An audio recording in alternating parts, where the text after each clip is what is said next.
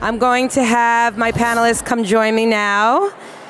And we are going to talk about conscious brands, cutting through the noise. A lot of the brands here are certainly under this umbrella, so it should be a good talk.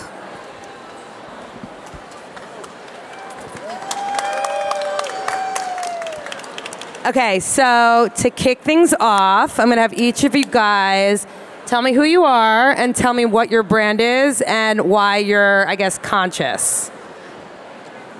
Yep. Give it a shot? Yeah, okay, cool. I should have saved cracking the can for the microphone. So I'm Jordan Bass, CEO and co-founder of Hopwater. So we started the brand. We wanted a healthy alternative to beer. My co-founder and I love drinking beer and found that as we got busier, there was just a bunch of occasions where we wanted something that was non-alc, low calories or no calories, that gave us that occasion of cracking a cold one and still had a functional reason why. So we're 0 calories, no carbs, and have ashwagandha and L-theanine. And the reason that we are conscious is because we are helping consumers that are looking to moderate their consumption and not miss out on the occasions that come with socializing and having a cold beer. So try it if you haven't. Hi, I'm Andrea. I'm the CEO of Lime Crime. So Lime Crime started in 2008, been vegan and cruelty-free since the inception of the brand. And today, while we have still lean into vegan and cruelty-free always, we've started launching all new formulas, clean, sustainable packaging, really educating consumers on how to recycle our newer packaging. It's a super fun brand. It's vibrant hair color, all DIY at home, and makeup. We only believe in color, so we don't do any skin perfecting. It's all color, and I brought 2 lip glosses today. I mean, it's tiny, but hope you guys can see it. It's tons of fun. Yeah. Thanks for having me, everybody. My name's Michael Marquis. I'm the CEO of Raw Sugar. Raw Sugar is a clean and sustainable personal care brand that is mass distributed. I think we have a bottle over there with a white bottle with bamboo cap.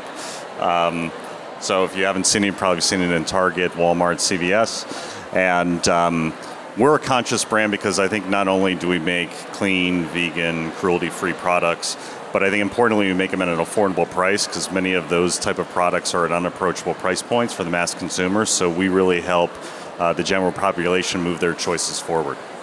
Wow, interesting. So obviously in all of your fields there's immense competition.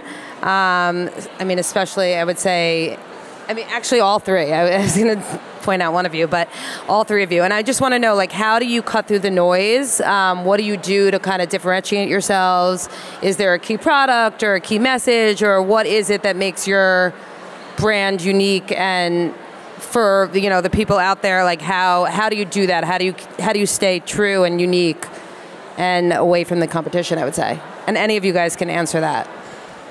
I can go. We'll keep the order going.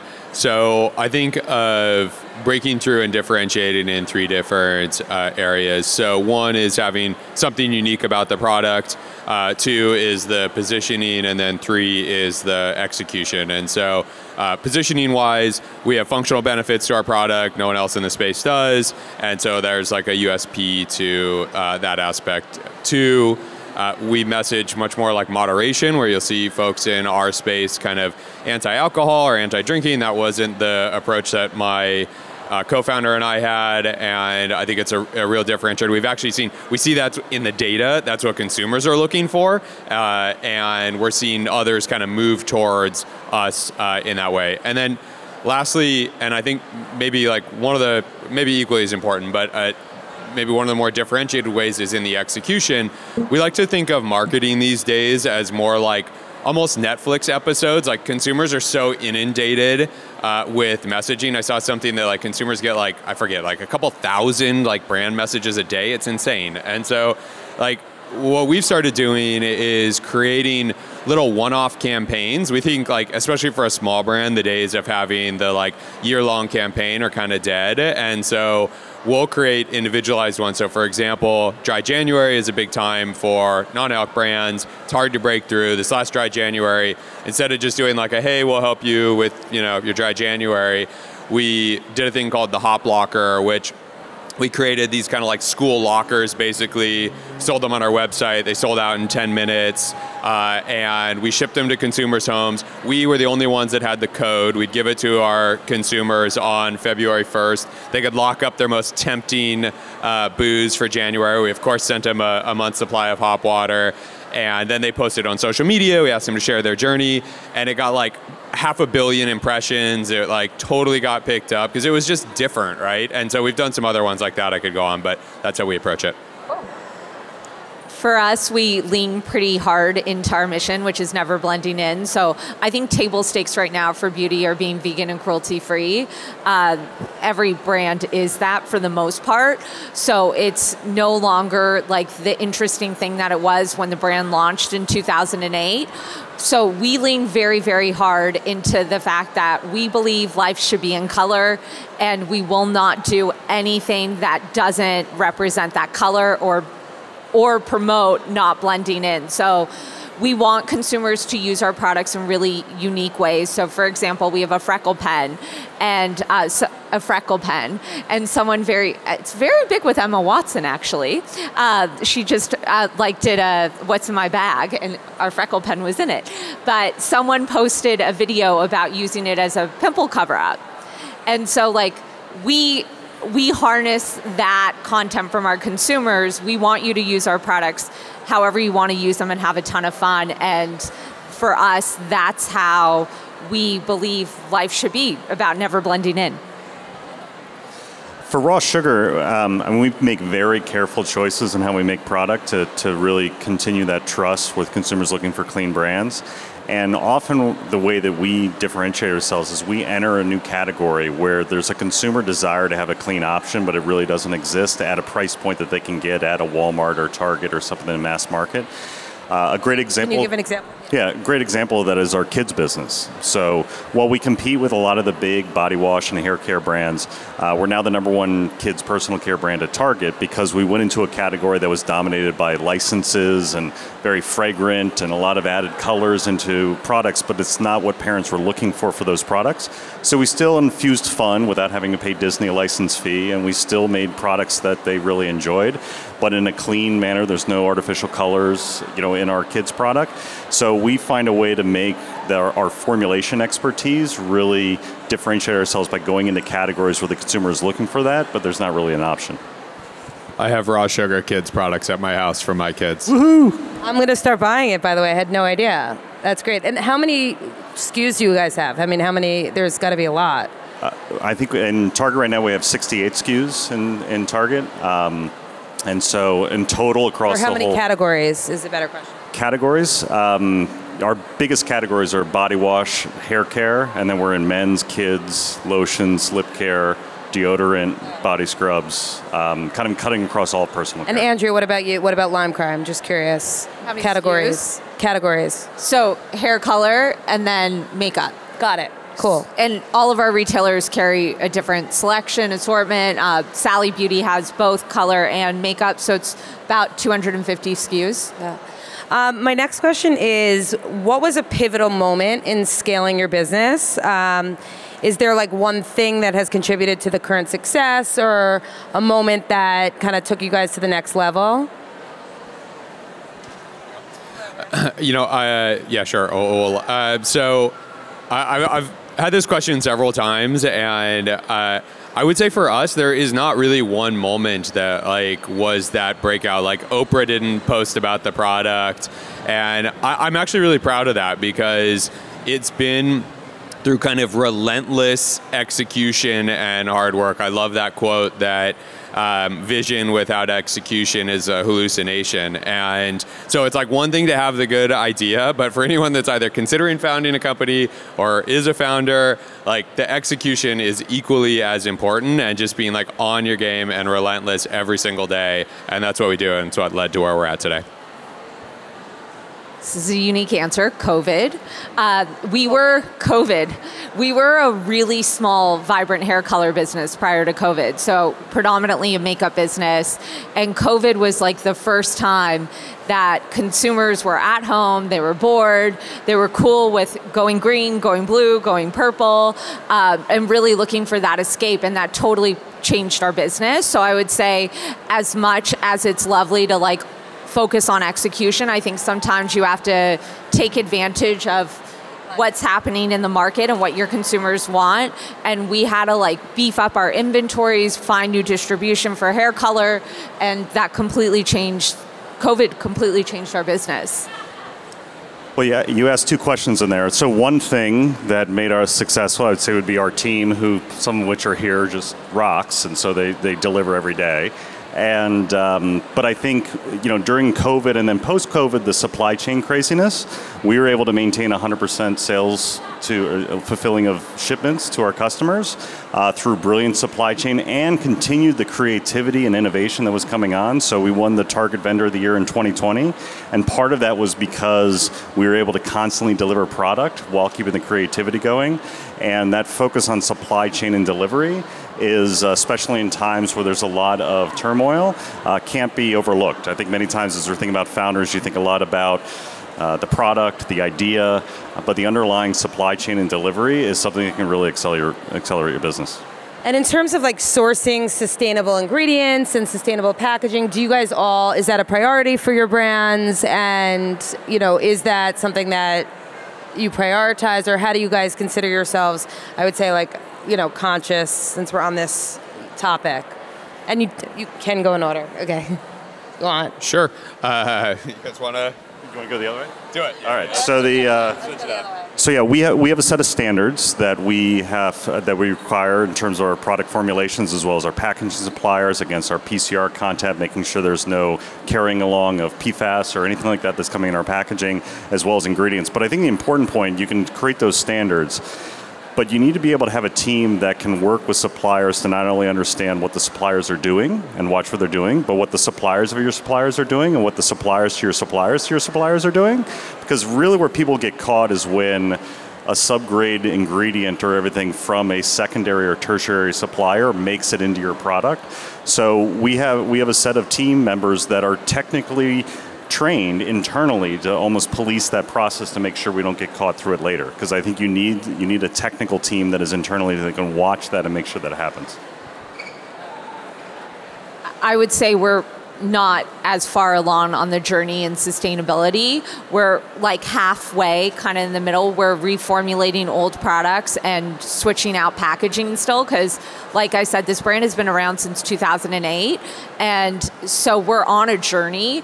All of our new products we launch in sustainable packaging. We just launched our hair color in a new tube at Walmart that is PCR and FSC certified carton. So I think we always try to do the best we can, and it's an evolution. So as we move through old inventory, we're swapping out for new packaging, and we're constantly being transparent, communicating that to our consumer. Because the other thing about our brand is we have like this OG following that even as we switch out packaging for better sustainable options, sometimes consumers really want the old packaging, so we constantly, especially on social media, we have quite a large following, have to educate the consumer on why we're doing what we're doing. And it's really, really interesting to see consumer response, like especially around makeup and like shiny foils on your containers. Like people are upset that those go when you move to sustainable options.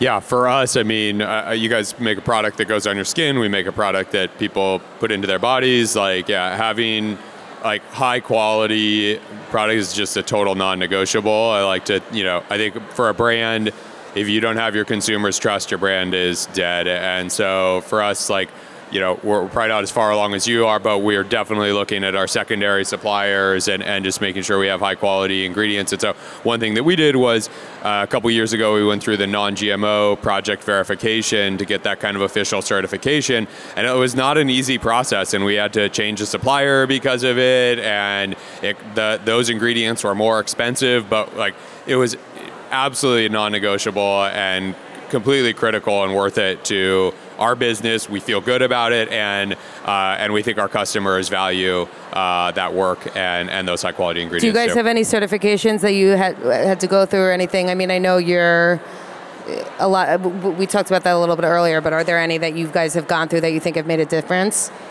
Yeah, we have those. We meet things like Target's clean certification, cruelty-free. But one of the things that we think about as a brand, because if you think about it, we're talking to the 32-year-old millennial mom who's shopping Target. That's kind of the woman. And she doesn't want to be preached to. So many times, even though we have the certifications that are right for us from an industry standpoint, we don't NASCAR our package with a lot of certifications because it can almost be intimidating that the brand is too granola, too natural. So we meet those certifications, so we get the promotions, but we actually kind of keep those internally because we'd rather the brand to be outwardly facing.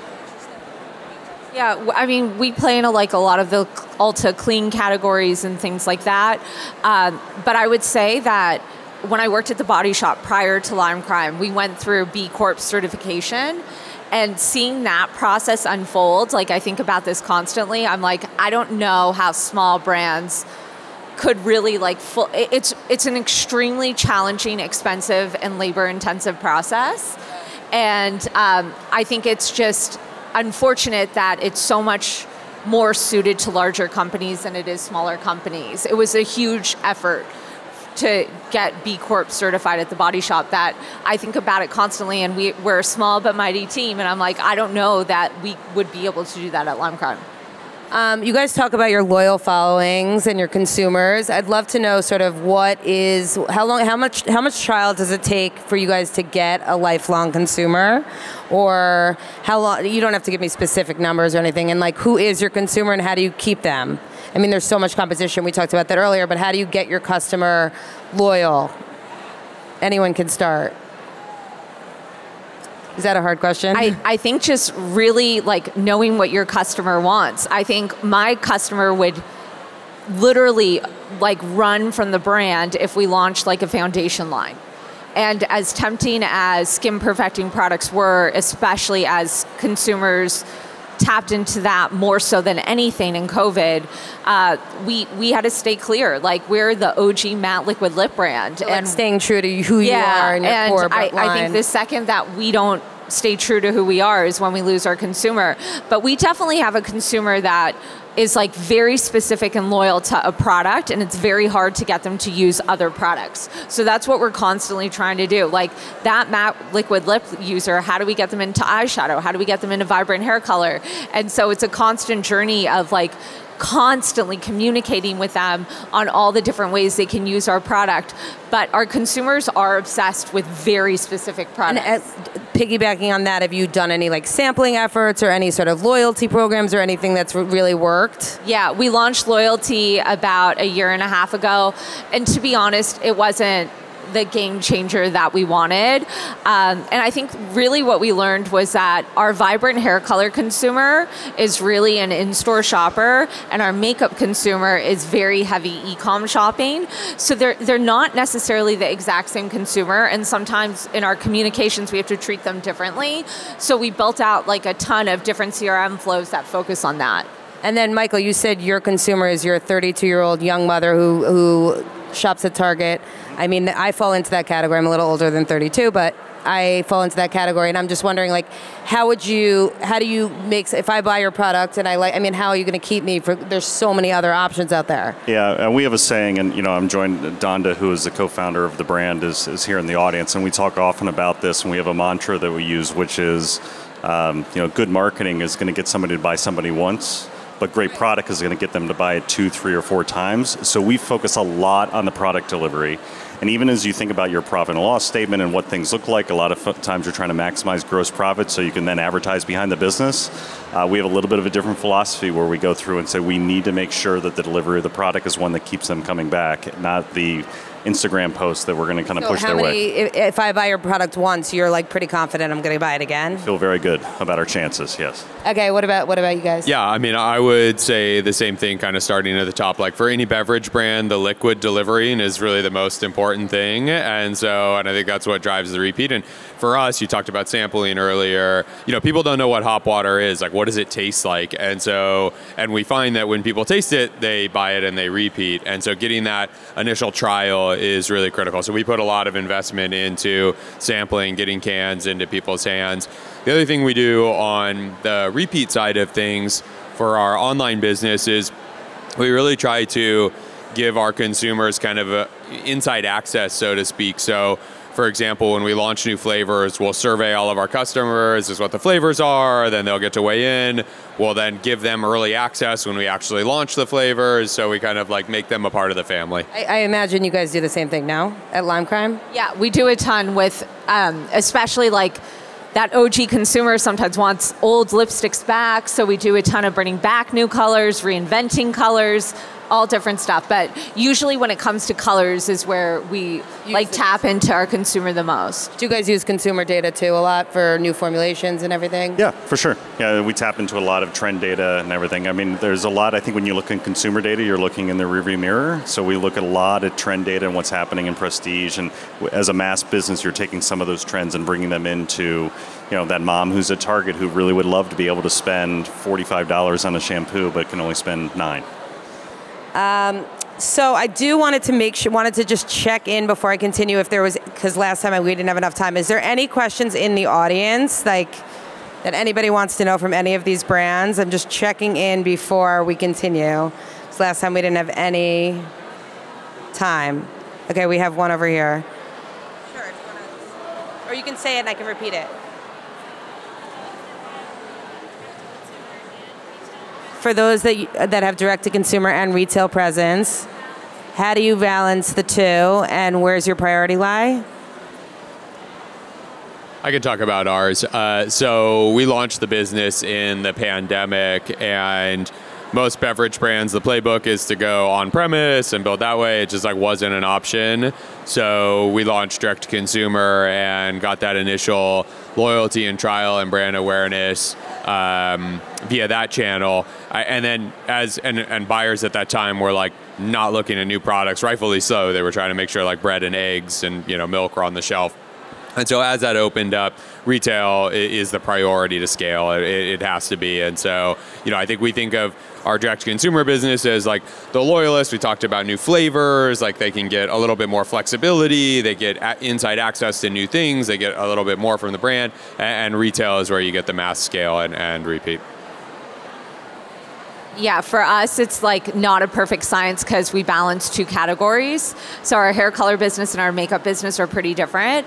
I would say that, one, we make the best margins on D2C, obviously, and we prioritize our D2C channel with the best offers, new products first, full inventory, all of that kind of stuff. But when it comes to managing the hair color category, a hair color shopper really is an in-store shopper, and we've definitely grown that business on e-commerce, but it's still not the predominant side of our e-commerce business. So there we tap into our wholesale customers a lot. So we just try to balance our social so that we're pushing our retailers with the best margin to buy hair color so that we're getting the customer who wants to go in store, but we still always prioritize our e-commerce consumer. And we're nationally available at most major retailers, so our D2C platform is a little bit more branding for high loyalists. We also do some testing of new products to understand, reaction at small levels to understand if there's anything we can optimize. But really where we generate revenue is obviously, from an e-commerce standpoint, Amazon, the omni-channel approaches on Target and Walmart, and broader national distribution. I actually had another question. Is there anything that you guys have done that was on a low budget, where you didn't have a big budget, and has made a very big impact?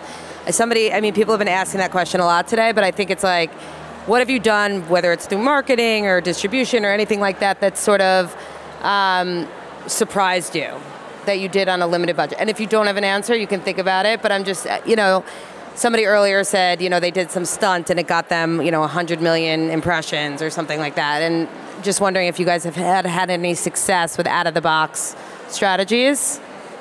I can go. We just actually did one. So Megan Fox, her hair colorist, was looking for a red hair dye, and we provided a red hair dye at a very, very low cost to us. and she went red, and it like literally went everywhere. I think we were at over 1 billion impressions as of like 2 weeks ago, and it was $10,000 for us to do. And if you ask me, normally like I reject every single one of those initiatives, just because you normally get the product into someone's hands and it doesn't really go anywhere.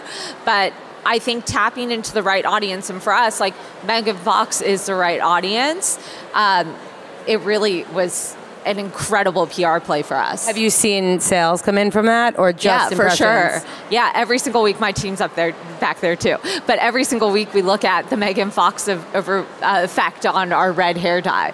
I also went red very recently, and it didn't do the same thing. Do you have anything? I feel like I should say FounderMade, and low, you know. But no, I mean, I think we've had our different spikes from social that has happened over time. But I think you know, we have a brilliant marketing team that takes pretty low budgets and it delivers just consistent results. So there have been spikes that have happened at different points in time where we've gotten some viral hits, but those are short-lived, and we're working to kind of build the brand on a long-term, consistent basis. Yeah, by the way, that's a brilliant move. Nice work on the Megan Fox. So yeah, nice job, team. We did a thing, kind of talking about the PR sets, where we made these things called the Spacer, where we like basically had these little like rings 3D printed that you could snap onto the top of a can and then put another can on top of it. And it was kind of like the wizard staff of White Claws that you'd have at college. And the idea, we launched it around 4th of July, so it was like timely, and the idea was like you could space a hot water in between your beers, and that got great pickup, and it was super cheap. That's really cool. We have that. Anyone else in the audience before I ask one last question? Okay, just making sure. So I would say, what advice do you have for people in your category? Just starting out, how do you stay true to your mission? Just advice, I would say, for businesses that are smaller than yours, and it can be anything. I'll start. The middle. I think as you develop like what your conscious ethos is, being super clear that you can't do everything, and it's nearly impossible. So what really matters to your brand? How do you stay true to that? What really matters to your consumer, and just making sure that that is your North Star, because there are going to be compromises along the way always. But I think if you're really, really clear on like what your most important things are, then it's always the right direction to go. Yeah, I think when you go and you have your idea and your ethos, write it down. Like literally write it on a piece of paper, write it with your team, institutionalize it in your organization, because there's going to be something that comes up that is going to make you challenge that. And if it's not institutionalized and you don't all believe in what you're working on, you might compromise that. So we've turned down retailers, we've turned down opportunities, and those are really hard to do when you're trying to look at cash flow and you're looking at ways to keep the business going. Do you have a quick example? Nope. So okay. But I think it's important to write down your values and live into them and repeat them often and often. So, because it's not always going to be the CEO that is going to be there in that conversation, and your team members have to know that. Thank you. I think just be relentless. I think that's key. And I think one thing that takes form is like being content but never satisfied. Well, that is all the time we have. We have like 10 more seconds if there's any last minute questions. Otherwise, find these guys after. Thank you guys so much. Thank you. Thanks, everyone. Thank you.